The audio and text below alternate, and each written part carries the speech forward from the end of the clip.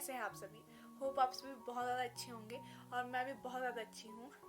तो थंबनेल देखकर आपको पता लग ही चुका होगा कि आज का जो वीडियो है वो किस टॉपिक पे है। तो वीडियो आगे स्टार्ट करने से पहले मैं जो मेरे कुल देवता है देवता साहिब चित्रखंड पंचवीर जी, उनको शत नमन करके ये वीडियो स्टार्ट करना चाहूँगी।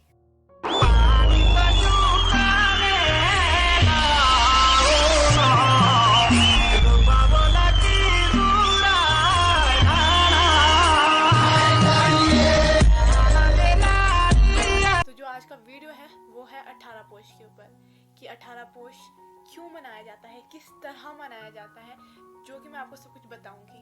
पहले मैं उन्हें बताना चाहूँगी जिन्हें बिल्कुल नहीं पता कि 18 पोष क्या है।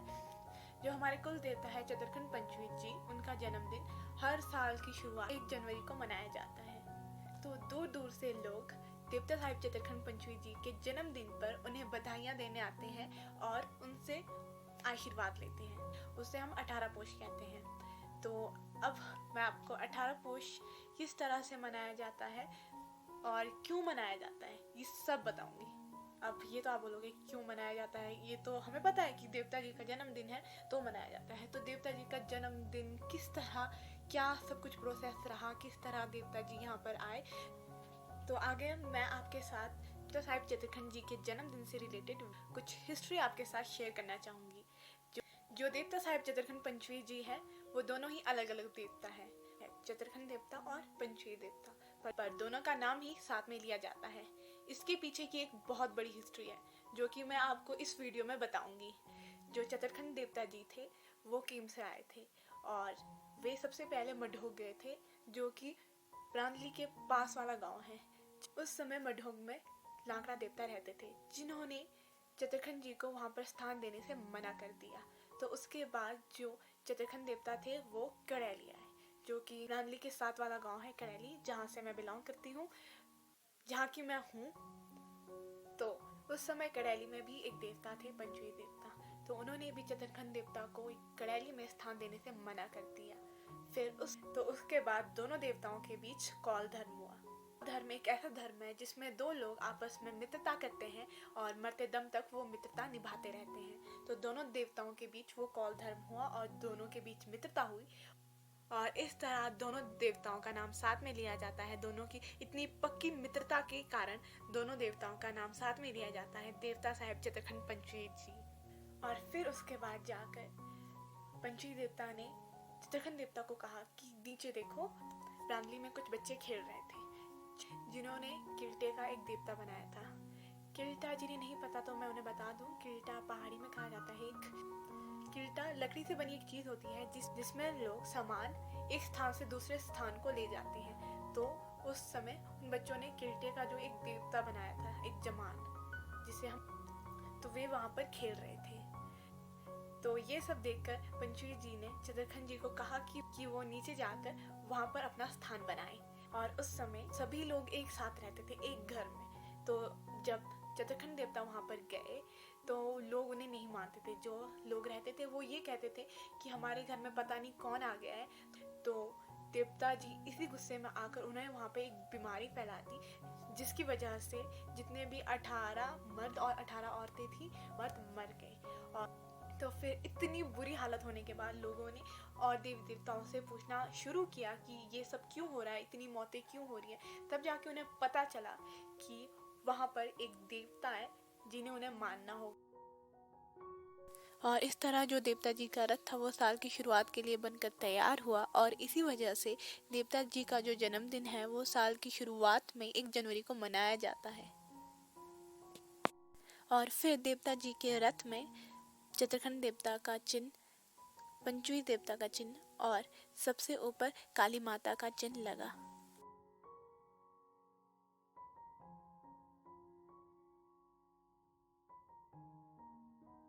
पहले 18 पोष बहुत ही साधारण तरीके से मनाया। सुबह भोग लगाया जाता था देवता को और बामण पड़ता था जिन्हें और फिर उसके बाद नाटी लगती थी। उस समय केवल 4-5 गांव के लोग ही उसमें शामिल होते थे और बदलते समय के साथ धीरे धीरे लोगों को देवता जी के जन्मदिन के बारे में पता चलने लगा और लोग उनके जन्मदिन पर आने लगे। उन्हें जन्मदिन की बधाइयाँ देने और उनसे साल की शुरुआत में उनका पूरा साल अच्छे से गुजर जाए उसके आशीर्वाद के लिए आते हैं। तो 18 पोष के एक दिन पहले देवता जी का जो रथ होता है उसे अच्छे से सजाया जाता है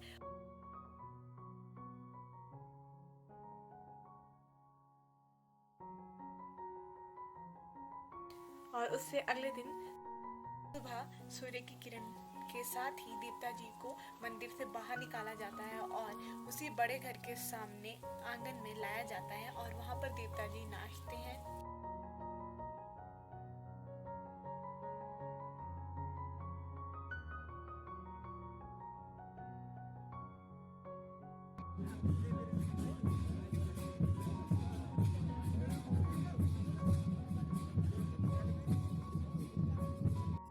और फिर देवता जी जो उनके पुजारी होते हैं उनके अंदर आते हैं, उनके अंदर प्रवेश करते हैं और अपने मुंह में बामण डालते हैं।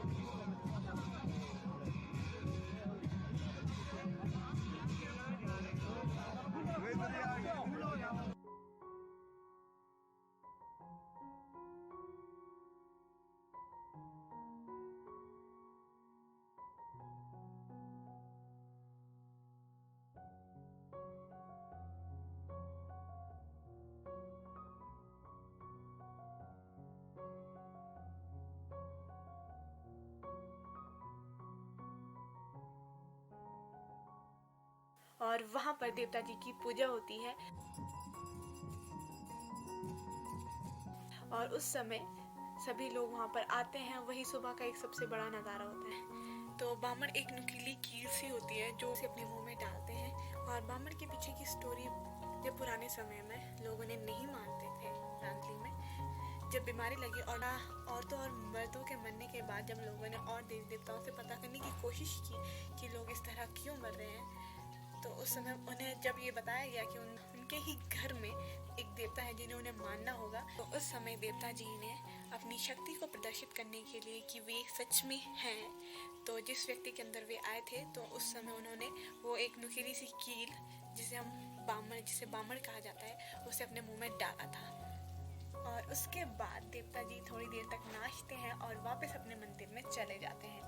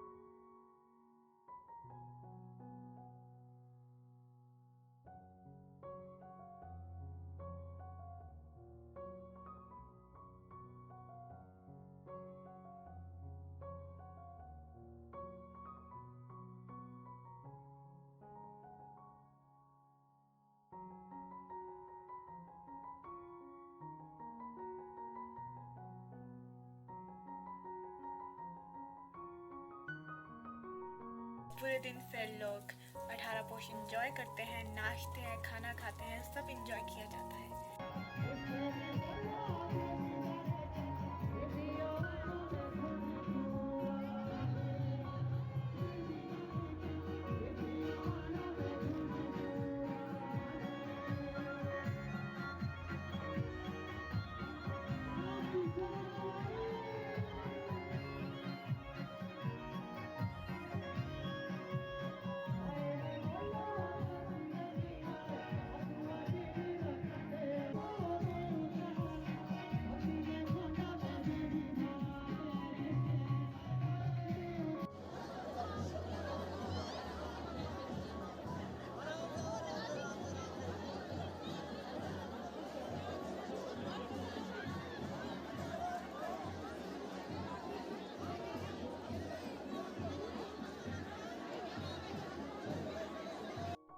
और शाम को फंक्शन खत्म होने के बाद देवता जी को आंगन में लाया जाता है, जहाँ पर वे सभी को आशीर्वाद देते हैं।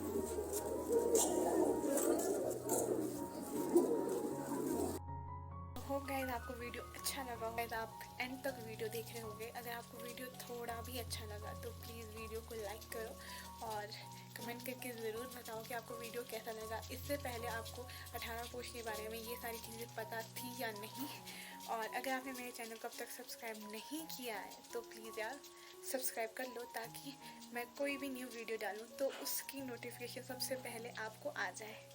So thank you so much for watching my video. So thank you so much guys.